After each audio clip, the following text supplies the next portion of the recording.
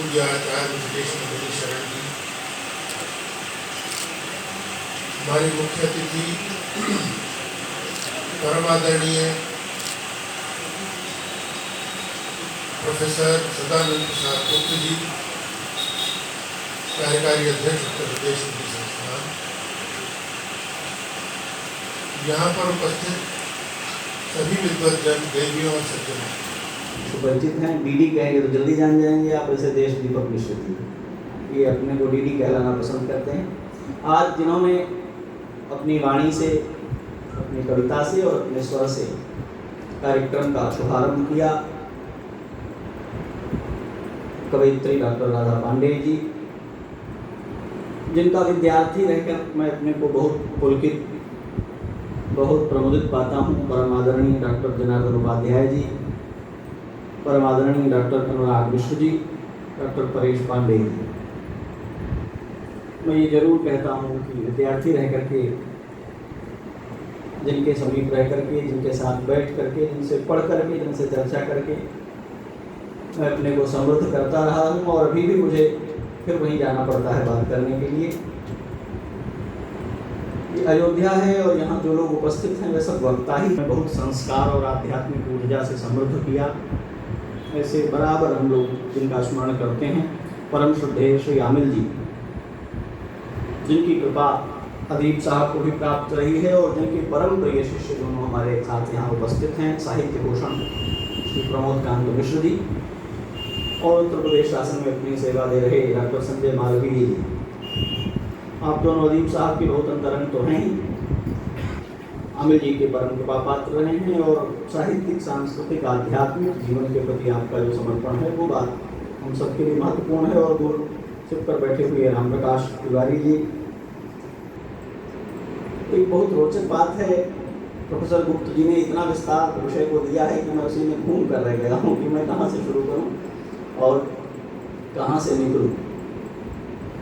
मैं उस विस्तार में नहीं जाऊँगा, मैं महापथ पर केंद्रित रहूँगा। इस आयोजन में जो भी लोग प्रतिकार के नाते, प्रति के नाते, शंकराचार्य जी के नाते, शंकर जी के नाते, कोई नाता तो है जिसके नाते यहाँ उपस्थित हैं, सभी का स्वागत, सभी के लिए साधुवाद कि इस विकट समय में भी आपको साहित्य संगीत के किसी कार्यक्रम में उपस्थित होने और बैठने का धैर्य और गुंजाइश है तो आप धन्य हैं। महापुरुषों ने, पूर्वजों ने ये बात कही है कि समय दिनानुदिन ऐसा होता जाएगा कि ये कहना पड़ेगा कि जो नहीं रहे वो धन्य है, क्योंकि जो रह जाएंगे वो इतने प्रतिकूल समय में रह जाएंगे। और ये किसी ऐरे गहरे ने नहीं कहा है, कालिदास जैसे बड़े व्यक्ति ने कहा। और मैं नहीं चाहता कि इस मांगलिक अवसर पर मैं वो स्यापा करूं, तो मैं उसमें बहुत जा नहीं रहा हूँ। तो वो परंपरा हमें इतिहास की ओर ले जाती है। कई बार वो इतिहास से पुष्ट नहीं होता और हमें पुराण की ओर जाना पड़ता है। अभी ये चर्चा चल रही थी कि इतिहास को लेकर अलग अलग दृष्टियाँ होती हैं, मैं थोड़ा इससे असहमत रहता हूँ। जहाँ दृष्टियाँ हैं वहाँ इतिहास नहीं है, वहाँ तो एजेंडा है। इतिहास तो या है या नहीं है। और पहले ये दृष्टियों का संकट नहीं था। जब दृष्टियों का संकट नहीं था तो हमारे देश गए। मैंने कभी इस पर मन लगाया था, पढ़ा लिखा था और कुछ इस पर लिखा भी था। मैं चाहता हूँ कि इस बात को स्पष्ट कर देना चाहिए। थोड़ा समय भले अधिक लगे आपका और न हो ये मैं उम्मीद करता हूँ। ये जो संघर्ष है हमारे सामने इतिहास और पुराण का, यहाँ ये किस रूप में सामने आता है? दो विधियां हैं। एक विधि है जहां सत्य समाधि के द्वारा प्राप्त है, रचा नहीं गया है, उसे तराशा नहीं गया है, उसे उगाया नहीं गया है, उसे बुना नहीं गया है, उसे पाया गया है। और इसलिए उस पाए गए सत्य को हमारे यहाँ अपौरुषेय सत्य कहा जाता है। वेदों का कोई कर्ता नहीं है। कई लोगों को ये बात अप्रासंगिक लगती है।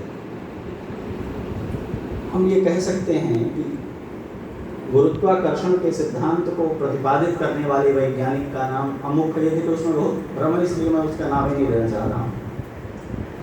तो शंकराचार्यों की व्यवस्था, तो जगत गुरुओं की व्यवस्था, तो दशनामियों का प्रबंधन, तो ब्रह्मचारी की, यति की सारी जो व्यवस्थाएं दी गई, उनका क्या उपयोग?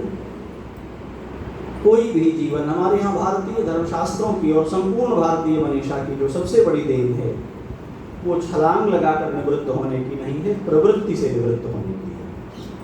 हमारी प्रवृत्ति हमें निवृत्ति में ले जाती है, और इसमें पूर्व मीमांसा जो जैमिनी के द्वारा प्रतिपादित है, उत्तर मीमांसा जो वेदव्यास के द्वारा प्रतिपादित है, दोनों की भूमिका है। क्योंकि फल है उत्तर मीमांसा, इसलिए भगवत्पाद ने भाष्य में उत्तर मीमांसा का प्रतिपादन किया, वेदांत का प्रतिपादन किया, और जीवन विधि है पूर्व मीमांसा, इसलिए पूर्व मीमांसा का सिद्धांत अपनी स्तुतियों में, अपनी प्रार्थनाओं में, अपनी उत्तर परंपराओं में, और विवेक चूड़ामणि में आप देखेंगे तो किस तरह विधियों का वो निर्देश करते हैं सूत्रवत। आदिशंकर के विषय में बोलने में हम लोग अधिकारी नहीं हैं। बहुत दिनों की तपस्या, बहुत दिनों का साधन भजन किसी को इस लायक बनाता है कि वो शंकराचार्य जी की कुछ पंक्तियाँ पढ़े सुने, ऐसा मेरा मानना है। सब लोग इससे सहमत होना आवश्यक नहीं है। कविता कहानी पढ़ना लिखना एक अलग बात है। आदि शंकराचार्य के किसी एक श्लोक का भी तात्पर्य हृदयंगम करना उससे बिल्कुल भिन्न बात है। ऐसे लोगों के विषय में ऐसी कथाएं नहीं हैं। भारतीय वैदिक परंपरा में एक ब्रह्मचारी, एक तेज संपन्न बालक, एक पुण्यशील माता पिता की संतान यदि महापथ का वर्ण कर ले तो कैसे सनातन धर्म, कैसे वेद उसमें अपने को अभिव्यक्त करते हैं, कैसे युगों को और संस्कृतियों को वो धन्य करता है, इस बात का दस्तावेज है। लोकार्पित होने के बाद आप लोग पढ़ेंगे तो इस बात का अनुभव होगा। आज हम लोग अयोध्या के इस पवित्र आश्रम में एकत्र हैं। निमित्त है उत्तर प्रदेश हिंदी संस्थान के पूर्व निदेशक डॉक्टर सुधाकर अदीब के उपन्यास महापथ के लोकार्पण।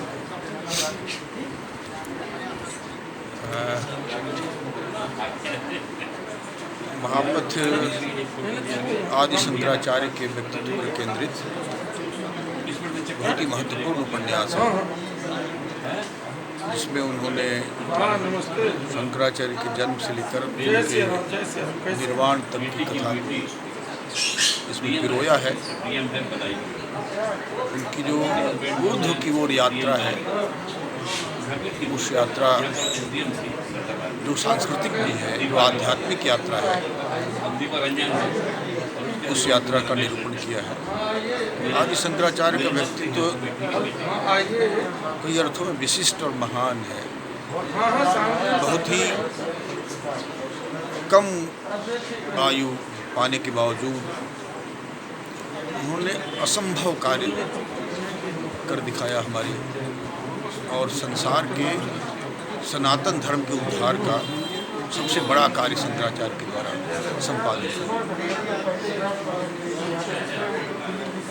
8 वर्ष में चारों वेदों का ज्ञान, 12 वर्ष की अवस्था में सभी शास्त्रों का अध्ययन और मनन, 16 वर्ष की आयु में सभी भाष्यों की रचना, और पूरे भारत को एक सांस्कृतिक सूत्र में गूंथने का जो उनका महनीय प्रयास है, यही इस उपन्यास का विषय है। अब इस विवाद में यहाँ नहीं पढ़ना चाहिए कि यह आध्यात्मिक उपन्यास है या ऐतिहासिक उपन्यास है, पर एक सांस्कृतिक उपन्यास के रूप में हम इसकी गणना अवश्य कर सकते हैं। शंकराचार्य की का जो सांस्कृतिक महत्व है वह समस्त भारत के लिए है, और सनातन धर्म के उद्धार का उनका जो प्रयत्न है श्लाघ्य है। उसका निरूपण इस उपन्यास में बहुत ही सुघरता के साथ सहज भाषा शैली में किया गया है। इसके लिए मैं डॉक्टर सुधाकर अदीब का अभिनंदन करता हूँ, उन्हें हार्दिक बधाई।